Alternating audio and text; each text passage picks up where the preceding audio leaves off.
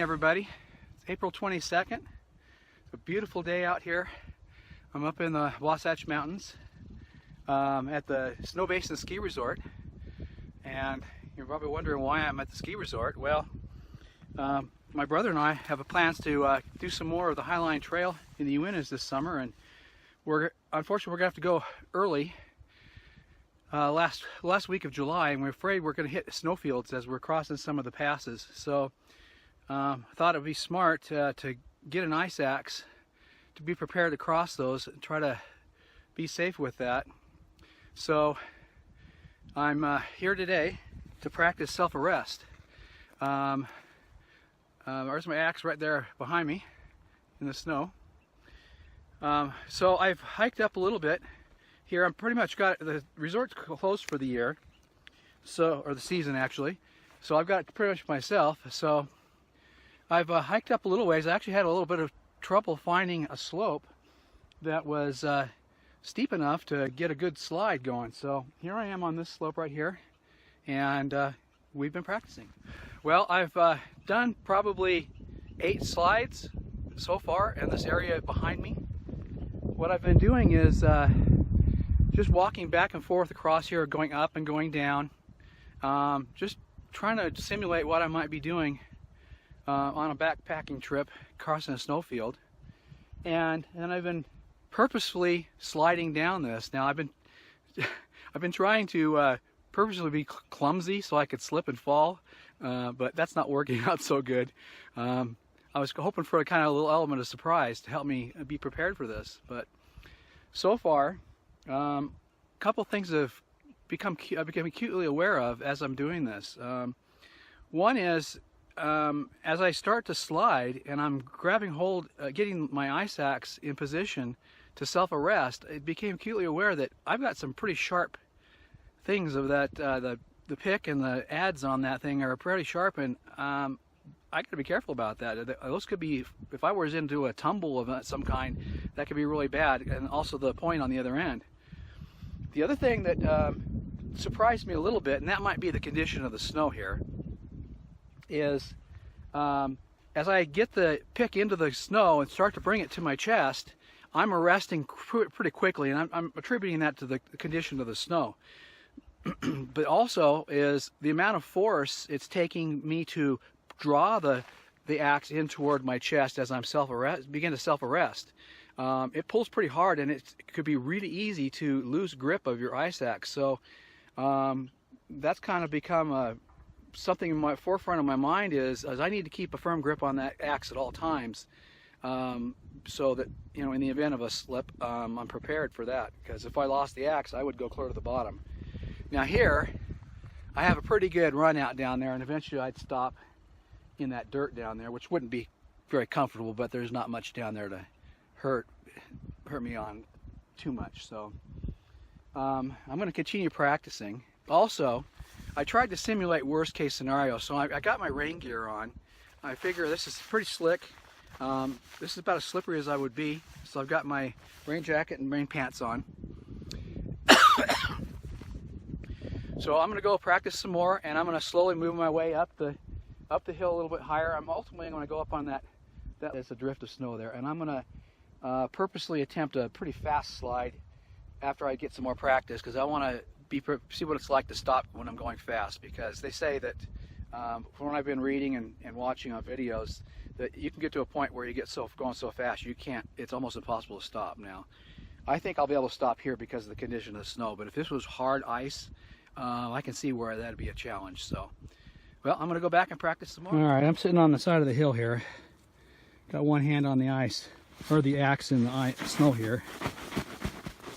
Gonna dig in here.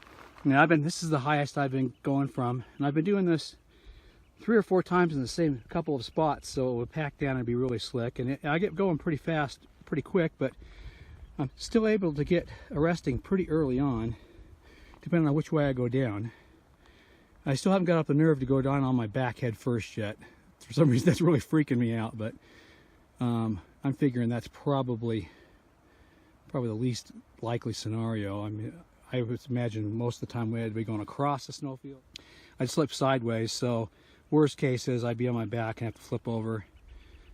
I've gone down face first on my stomach, which actually isn't as bad as I thought it was going to be. I just got to get the axe out to the side, and so my body will swing around and get me going feet first, and I can get the axe up in there pretty fast. You definitely have to think quick. That's the part that I hope I can get a little bit of second nature built in here by practicing some more, because I'm sure things would be completely different if I was caught off guard slipping. So we're going to practice a little bit more and enjoy the beautiful scenery here, and we'll check in later. Well, I'm back from practicing self-arrest with an ice axe. I finally got up the nerve to go down head first, and I'll tell you what, going down head first on your stomach or on your back is a completely different animal. Going down on your stomach,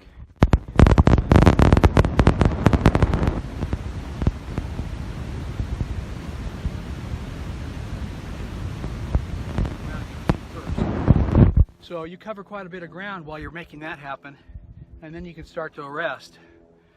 I managed to get up the nerve to do head first on my back a couple of times.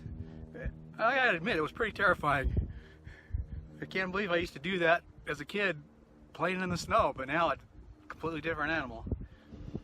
That really takes a long time. By the time you getting oriented in your mind was the hardest part for me. I had to kind of like throw myself down the hill, because if I tried to just lay down, I'd start slipping before I was ready. So I decided I'm going to kind of like take worst case scenario, and I'm going to just kind of flop over. And when I flopped over, I noticed my first instinct was I was trying to figure out where I was and which direction I'm facing. So I flipped over, got over on my stomach, and got my axe out to the side to start swinging around. And I'd covered quite a bit of ground, but by the time I got there and started arresting, I'd show you on the snow, but I don't think you could see. I probably covered twice the distance.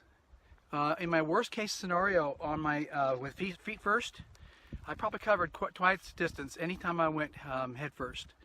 So that's concerning. I'm thinking that, I think the worst case scenario is going to be a tumble. If you were to slip and kind of roll sideways, it might take you a little bit to try to get yourself oriented and get turned over the right way. I think that'd be the worst case scenario. I think the most likely fall is going to be feet first. You slip out, your feet go out from underneath you. You don't typically topple over, so I don't think that's as likely. I still want to be prepared, but it's definitely a little more, I don't want to say terrifying, but it was stressful going down face first. Well, I think I'm done here for today. I got to feel I'm not good at this yet. I'm able to arrest in a reasonable amount of time. I mean, if I was hiking above a cliff that's 25 yards below me, that'd be pretty sketchy to me. But if I were to fall feet first, I would probably get stopped okay. But don't want to be in that position. But I want to at least be prepared. I'm going to get my pack on, and I'm going to walk across the snowfield, and I'm going to try glissading down to the bottom here. Have some fun. Well, just some final thoughts. I kind of expected to have some surprises because I hadn't done it before. I feel much better. I'm definitely just still a complete amateur at it, but I feel like I at least understand what I need to do when I need to do it. I probably need to practice more. I don't know, I probably did 20 slides up there.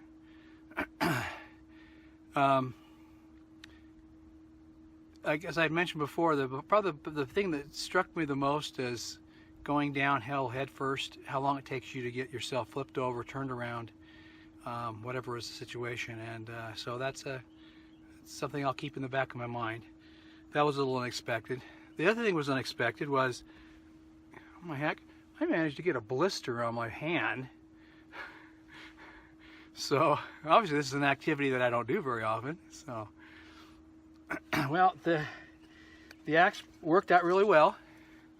Bought this from REI. I used some of my points and my 20% coupon.